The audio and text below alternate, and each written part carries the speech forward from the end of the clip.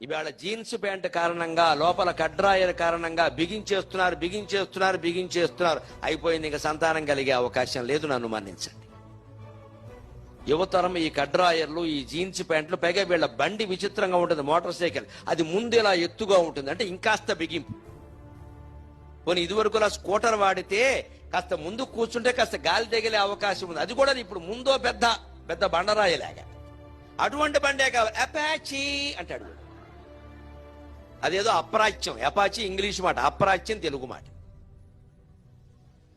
Apache బండి వాడినా, ఇటువంటి వస్త్రాలు లోదుస్తులు ధరించినా, జీన్స్ ప్యాంటే ఎప్పుడు రాత్రి పడుకునేటప్పుడు కూడా అదే వేసుకుంటున్నారు. చాలా దారుణం అండి ఇది. పడుకునేటప్పుడు ఖచ్చితంగా గాలి తగిలే విధంగా లుంగీ కట్టుకోవాలి.